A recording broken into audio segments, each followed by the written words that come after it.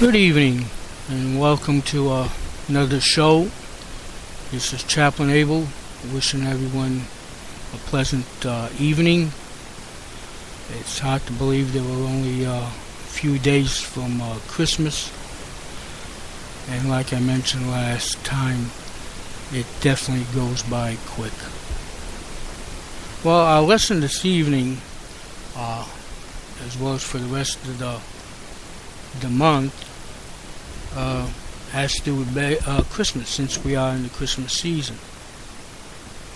So the message this evening is entitled The First Christmas Miracle. And the text is taken from John chapter 15 and verses 22, and from Galatians chapter 4 and verse 4. In John 15:22, if I had not come. And Galatians 4:4, but when the time had fully come, God sent his Son, born of a woman, born under law. In the first verse, which is really just a fragment of a verse, Jesus invites us to consider a possibility. What if he had not come to earth? What if he had not been born in Bethlehem? What if he had not walked the dusty roads of Judea?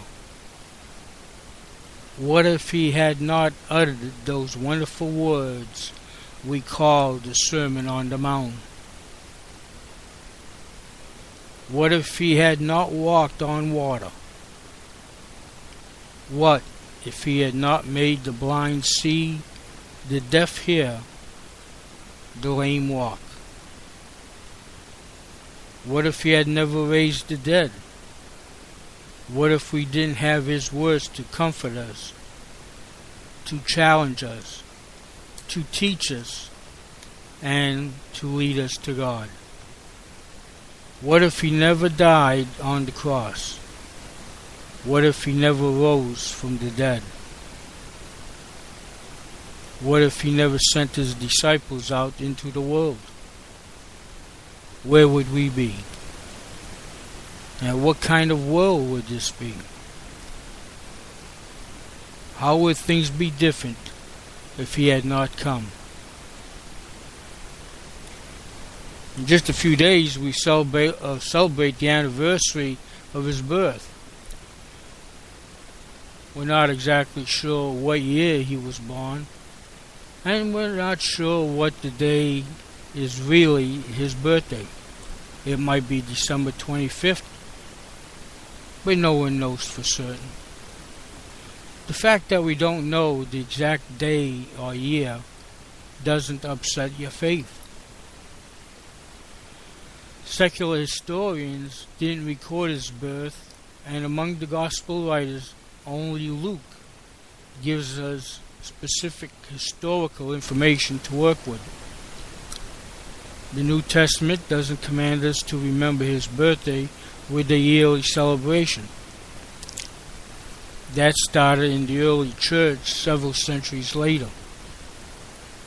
The great message of the Christian faith may be found in the declaration that God was manifest in the flesh, that the world became flesh and dwelt among us, that Jesus was God incarnate, fully man, yet somehow also fully God. That is the center of our faith. Everything else derives from that one fact. The dating of his birth is secondary. Jesus said, if I had not come, but he did come, and history itself has been changed forever. That's what matters. For a little over 30 years, the Son of God walked on this earth, and nothing has been the same since. He came, and in his coming, he split time itself in two. That's the real importance of the year 2000. The computer bug is a sideshow compared to what happened in Bethlehem on a bleak midwinter night 20 centuries ago.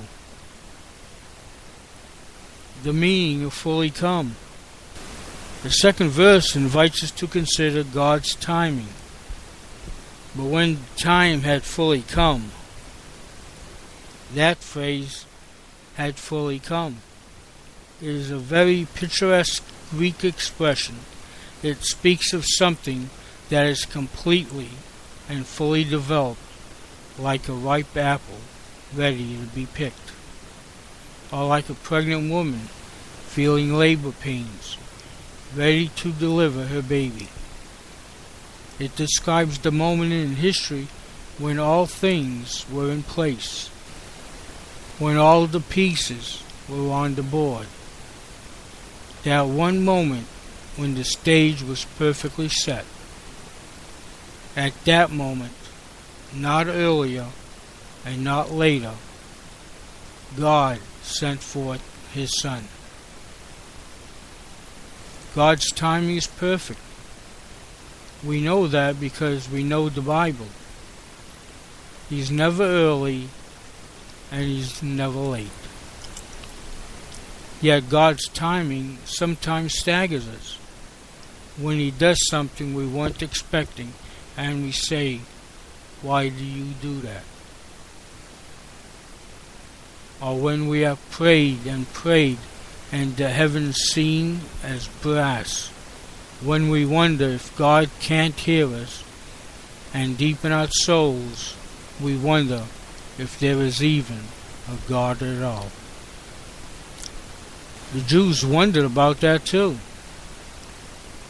They had some legitimate questions to ask of the Almighty. One of our great carols says, "Come, thou long-expected Jesus, born to set thy people free."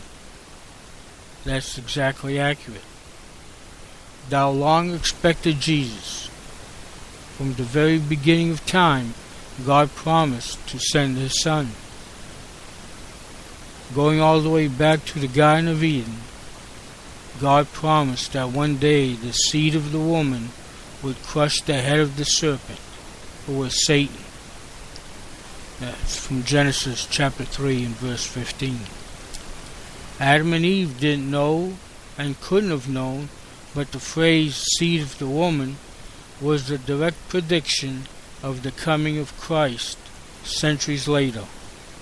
God promised promised Abraham that he would have a son, and that through his son and his descendants all the earth would be blessed. And that can be found in Genesis chapter 12 and verses 1 to 3. Several generations later, the promise was made more specific, that a scepter would arise in Judah. In Genesis chapter 49 verse 10, meaning that Christ would be born of the tribe of Judah. Hundreds of years later, God promised David that one day he would have a son to sit on his throne, whose reign would be everlasting. And you can read that in 2 Samuel chapter 7, verses 12 to 16. Thus, the promise narrows from Adam to Abraham, to the tribe of Judah, to the house of David. Still later, the prophet Micah declared that Messiah would be born in the little village of Bethlehem. And that you can find in Micah chapter 5 and verse 2. Finally, Daniel was given divine insight into the exact time frame when Christ would come to the earth. And that's in Daniel chapter 9 verses 24 to 27. All of that was written in the Old Testament. and much more that I haven't mentioned. The Jews knew this, and even if they didn't understand it all, and even if they couldn't put it all together, it created with them a great desire, a hope and a dream that one day the Messiah would come from heaven. The Old Testament comes to an end with the prophet Malachi, who lived approximately 433 years before the coming of Christ. We call the period following his ministry the 400 silent years.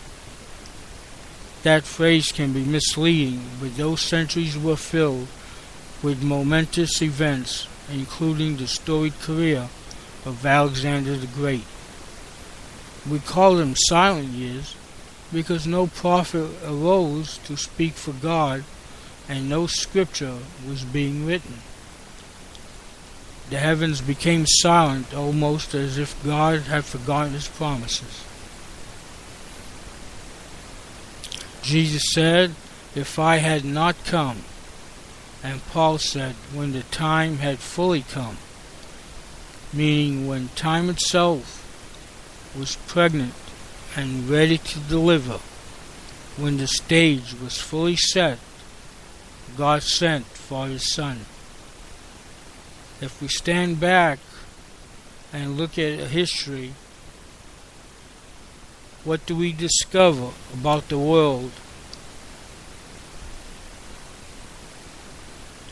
in those days when Christ was born? 4 simple statements answer that question. The information in this section comes from a number of sources.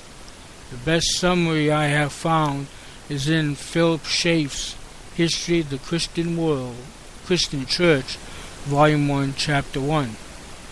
Preparation for Christianity in the History of the Jewish and Heathen World.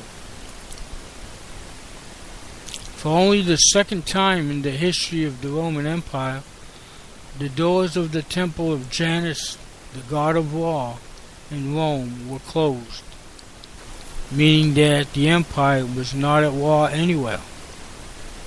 The great Pax Romana, the Roman peace, was in force, which meant that the whole Mediterranean world was united under one government. No doubt you've heard it said that all roads lead to Rome. That statement was literally true. The Romans had built a road system that stretched from Rome in all directions. That enabled the gospel message to quickly spread to all parts of the known world.